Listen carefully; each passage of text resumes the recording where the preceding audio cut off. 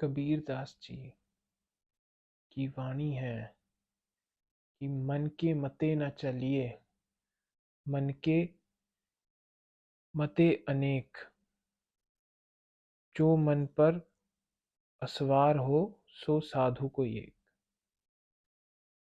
Normally spirituality में जो basic concept समझा जाता है, अगर आप बुद्धिस्ट रिलीजन की बात कर लें, जैन धर्म की बात कर लें या वेदांत की बात कर लें, कि मन को जीतना है, मन पर विजय प्राप्त करनी है। क्योंकि नॉर्मली हम यही समझते हैं कि जो मन है वही, जो भी हमारी सफरिंग है, जो भी प्रॉब्लम्स है हमारी लाइफ में, वही एक हिसाब से रिस्पॉन्सिबल है। और जो कि एक हिसाब से सही बात भी है, क्योंकि जो माइंड के जो थॉट्स होते हैं, जो फीलिंग्स होती हैं, जो आजकल का स्ट्रेस, एंजाइटी हो रहा है, डिप्रेशन हो रहा है इंसान को, उसका कारण मन ही है। क्योंकि मन जो चिंताएं हैं इंसान को, और जो उसके विचार हैं या जो उसकी डिज़ायर्स हैं, उसका जो रूट वो मन से ही आ रही हैं। और इसीलिए जो मन है उसे कबीर जी कहते हैं कि उसकी जो बातें हैं वो मत मानो, क्योंकि उसके जो जो वो कभी भी टिकता नहीं है। वो एक जगह पे होता है, फिर कहीं और चले जाता है, फिर कहीं और। आज उसे कुछ, एक मान लीजिए एक गाड़ी चाहिए, कल उसे कुछ और चाहिए होगा, कल उसे बड़ी गाड़ी चाहिए होगी, बड़ा घर चाहिए होगा। तो मन कभी भी रुकता नहीं है। तो इसलिए कबीर जी कहते हैं कि आप मन के जो विचार आ रहे हैं, जो उसकी वृत्तियां आ रही हैं, आप उसे मत माने, आप उसे जाने, समझें। इसीलिए हम नॉर्मली स्पिरिचुअलिटी में जब भी कोई बिगिनर कोई शुरुआत करता है, तो हम पहली नॉर्मल एक्सरसाइज उसे कही जाती है कि विटनेस योर थॉट्स।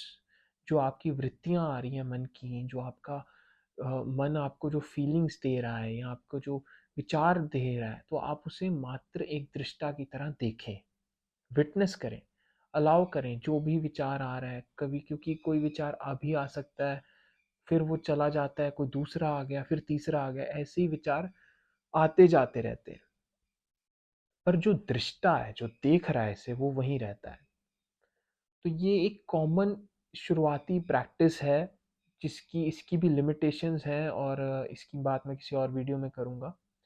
लेकिन अगर मन पर जीत पानी है, और मन के जो हमारी जो उसकी जंजीरें हैं जिसने हमें जकड़ के रखा है, उससे अगर हमें इग्नोरेंस, अज्ञान से मुक्ति पानी है, तो उसका जो रास्ता है वो कहाँ है, कैसे मिलेगा, मन पर विजय कैसे प्राप्त की जा सकती है। तो मन पर अगर विजय प्राप्त करनी है तो उसका मार्ग मन ही है। लोग समझते हैं कि मन को हराना है, पर मन को हम नहीं हरा सकते। मन को हराने वाला स्वयं मन ही है। मन दो धारी तलवार है।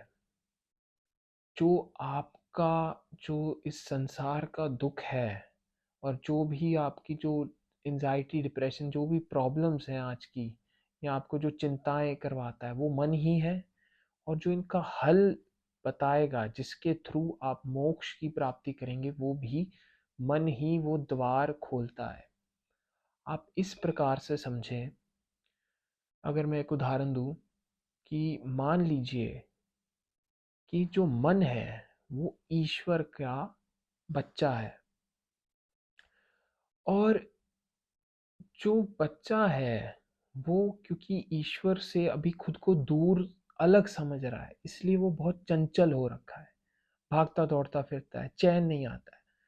तो जब आप अपनी जो स्पिरिचुअल जर्नी शुरू करते हैं, तो नॉर्मली जब भी कोई भी व्यक्ति, अगर कोई थोड़ी मेडिटेशन की कोशिश करता है या विटनेसिंग की कोशिश करता है, या कहते हैं ना कि हम ईश्वर का नाम जप रहे हैं लेकिन मन नहीं लग रहा है, वो इसीलिए नहीं लगता है क्योंकि मन भागना चाहता है। अभी हमने क्या मान रखा है मन को, कि वो अलग है परमात्मा से। तो इसीलिए जब भी कोई भी, अगर हम कोई शब्द पढ़ते हैं, या फिर कोई पाठ करते हैं, या फिर कोई ग्रंथ पढ़ रहे हैं, आध्यात्मिक ग्रंथ, और हम उससे जैसे हम पढ़ तो रहे हैं लेकिन हमारा मन कहीं और ही है, मन कहीं और ही भाग रहा है, चिंताएं कहीं उसे कहीं और की ही हैं। इसी के कारण है कि लोग पूजा पाठ तो बहुत करते हैं, बहुत धार्मिक भी कोशिश करते हैं बाहरी रूप से, अंदर उन्हें कुछ और ही, उनका मन ही उन्हें भगाए जा रहा है कहीं और। इसलिए कबीर जी कहते हैं कि मन के मते ना जानिए, मन के मते अनेक, जो मन पर असवार हो सो साधु कोई एक। सो साधु कोई एक का मतलब कि जो व्यक्ति मन को एज अ मास्टर नहीं, एज अ सर्वेंट समझ कर यूज कर सकता है, अपने माइंड को अपनी विल पर इस्तेमाल कर सकता है, वही व्यक्ति एक सच्चा साधु, एक सच्चा संत है।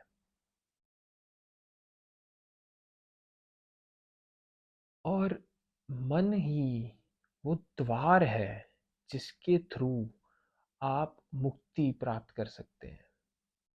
क्योंकि जितने भी प्रैक्टिसेस हैं स्पिरिचुअलिटी की, चाहे ज्ञान का मार्ग हो, चाहे भक्ति का मार्ग हो, या कर्म योग का भी हो, अगर हम आगे और भी हैं, इन सब का एक जो बेसिक नेसेसिटी है, मन होगा अगर, तो ही तो आप इन सारे पाथ्स को प्रैक्टिस में ला पाओगे।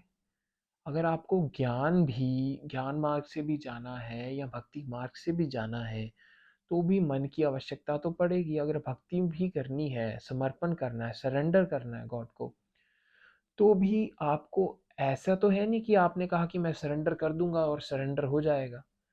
उसमें समर्पण के लिए सब कुछ दांव पे लगाना होगा। एक्सटर्नल नहीं, आपका गाड़ी घर मकान वगैरह नहीं, जो आपका अहम है। और वो अहम क्या है? मन में।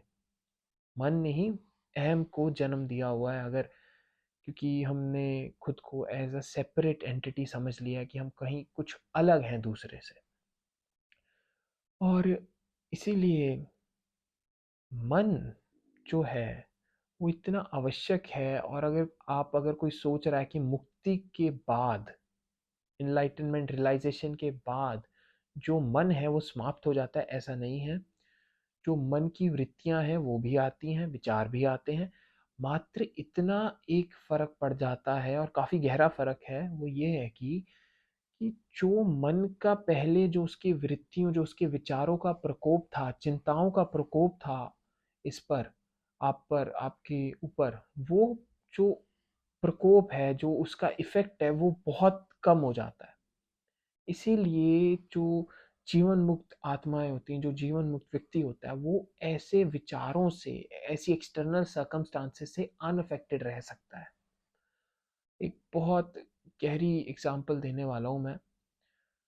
गुरु गोविंद सिंह जी, उनके चारों बेटों की शहीदी हो गई। दो युद्ध में शहीद हो गए और दो को दीवार में चिनवा दिया गया। और उनकी माता जी को भी शहीद किया गया। उनके पिताजी तो पहले ही शहीद हो गए थे। फिर भी गुरु जी जंगलों में जाकर ऐसे वहाँ पे सो जाते हैं। और वहाँ पे जब जो उनके जो सेवक होते हैं, जो सिंह होते हैं, वो पूछते हैं कि महाराज, आपने पुत्र, इतने जो आपके पुत्रों की शहीदी होगी, आपको दुख नहीं है?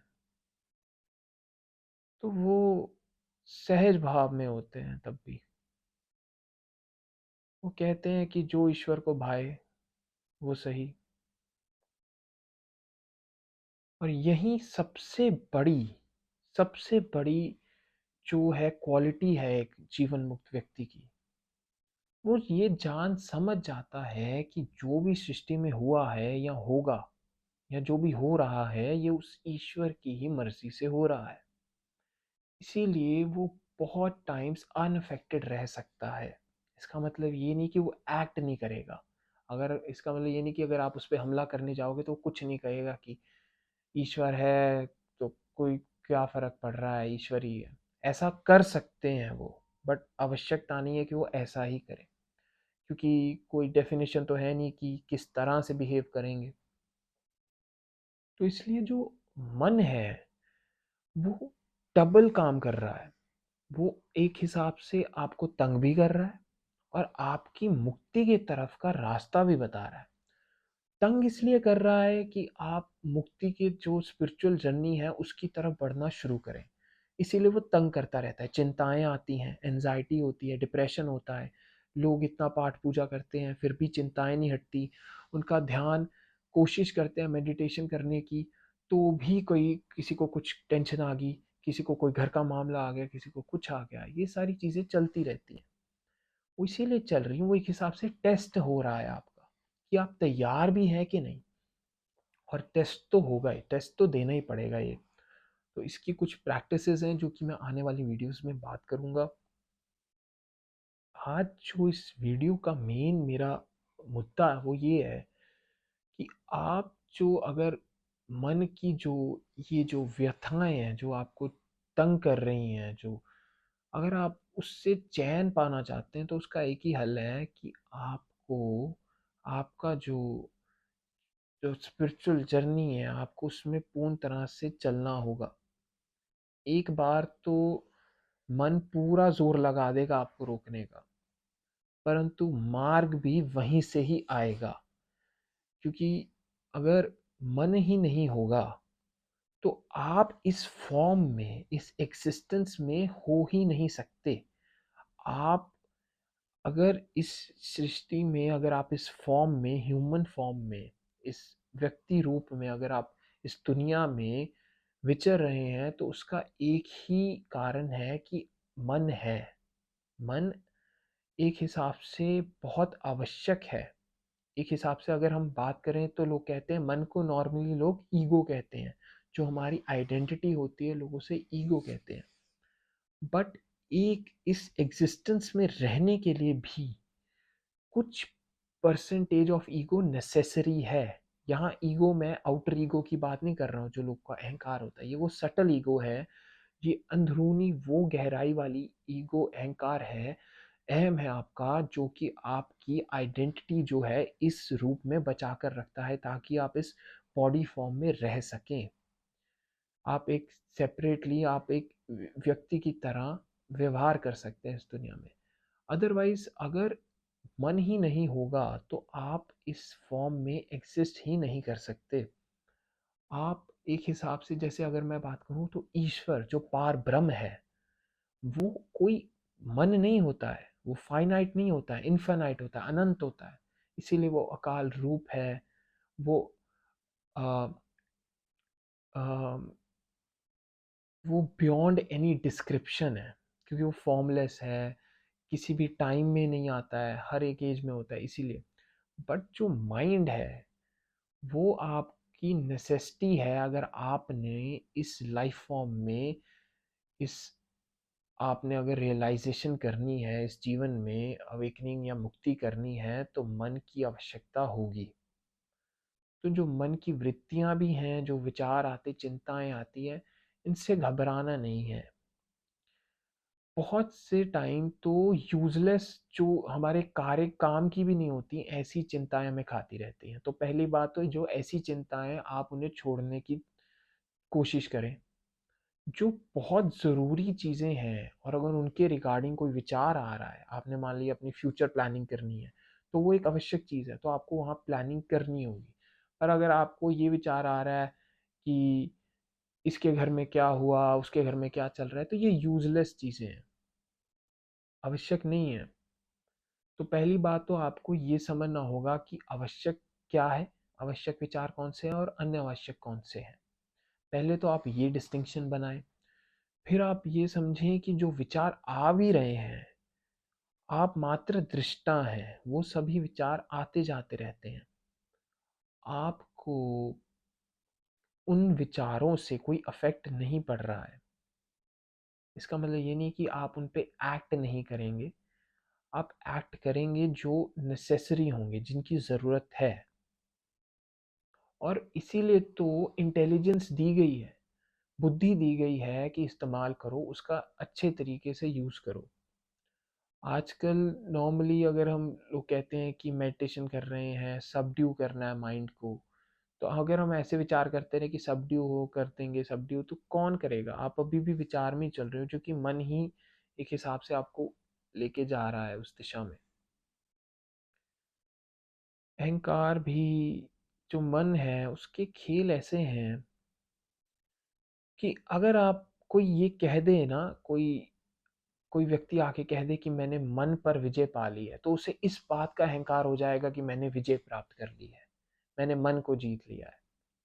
तो अब फिर वो जो मन उसने सामने के दरवाजे से निकाला था, वो पीछे पीछे के दरवाजे से वापस आ गया है।